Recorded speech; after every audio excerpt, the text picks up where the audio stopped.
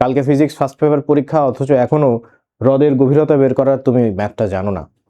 চলো কি আর করব, দুইটা পদ্ধতি আছে, সিকিউতে নাম্বার পাওয়ার জন্য যে পদ্ধতি, আর একটা যদি এমসিকিউতে চলে আসে শর্টকাট পদ্ধতি। শিখাই দিচ্ছি, 2 মিনিট লাগবে।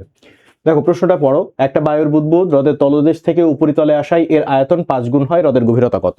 কারণ এটা তো তুমি বুঝতেই পারছো যে উপরের অংশে যখন আছে পানির উপরে, তখন শুধু বায়ুমণ্ডলের চাপ আসছে। বায়ুমণ্ডলের স্বাভাবিক চাপ কত বলো তো? বায়ুমণ্ডলে ধরলাম P1 উপরে, ঠিক আছে? স্বাভাবিক চাপ কত? 10⁵ অ্যাটমসফিয়ার, তাই না? আচ্ছা, যত ও ভেতরে যাচ্ছে, পানির গভীরে গেলে পানির একটা আলাদা চাপ আছে না? ফলে ওর চাপ আস্তে আস্তে বাড়বে না? তো ও যখন এইচ গভীরতায়, এই এইচই আমার বের করতে বলছে, ও যখন এইচ গভীরতায় যাবে, তখন এইচ গভীরতায় ওর মোট চাপ কত হবে? সেই P2 সমান কত হবে বলো তো?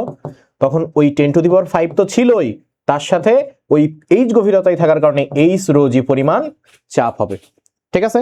আচ্ছা, এই সেই বায়ুর বুদবুদ যার কথা বলছে।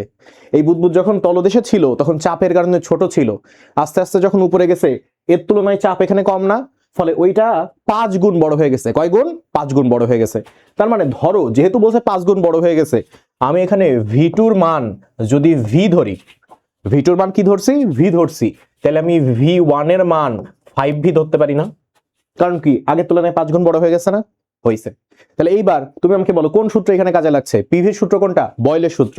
তাহলে চলো, P1 V1 সমান P2 V2 সূত্র অলরেডি আমরা লিখে ফেলছি। এবার কি করব? জাস্ট বসাই দেব। তাহলে লেখো P1 এর মান 10⁵, তার সাথে গুণ হচ্ছে 5V, তাই না? আর এদিকে P2 এর মান হচ্ছে 10⁵ প্লাস এইচ রো জি, তার সাথে আরো গুণ হচ্ছে কত? ভি। কারণ এই ভি আর এই ভি উভয় দিক থেকে আমরা কি করতে পারি? ভাগ করে ফেলতে পারি। তাহলে সেই হিসেবে এখানে কত থাকলো? 5 × 10⁵, আর এখানে কিন্তু যোগ অবস্থায় আছে 10⁵ প্লাস এইচ রো জি। সো তুমি যদি এই 10⁵ কে এইদিকে নিয়ে আসো, তাহলে 5 × 10⁵, এই জিনিসগুলাই খাওয়াতে হচ্ছে আল্লাহ। এখান থেকে একটা 10⁵ বাদ যাচ্ছে, ইকুয়াল টু এইচ রো জি।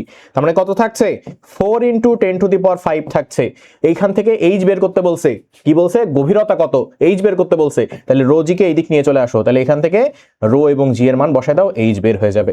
তাহলে রো এবং জি এর মান বসাও এখানে। তাহলে 4 × 10⁵, এখানে 1000 গভীর দিলাম হচ্ছে ঘনত্ব, আর এখানে 9.8, ওকে, ইকুয়াল টু এইচ।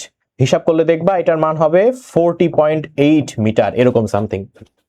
এখন এই জিনিস 5 গুণ না দিয়ে, হ্যাঁ, এটা কত দিতে পারতো? 3 গুণ 4 গুণ এরকম দিতে পারে। সো যেভাবে দেবে তোমরা এইভাবে না দিলে কিন্তু সিকিউতে নাম্বার দেবে না, শুধু শুধু তুমি যদি শর্টকাট মারো। এখন প্রশ্ন হচ্ছে শর্টকাটটা কি? চলো আমরা শর্টকাটটা শিখি। শর্টকাটটা কিরকম দেখো। শর্টকাট খুব সহজ। h ইকুয়াল টু কি? 10.2 ইন্টু n-1।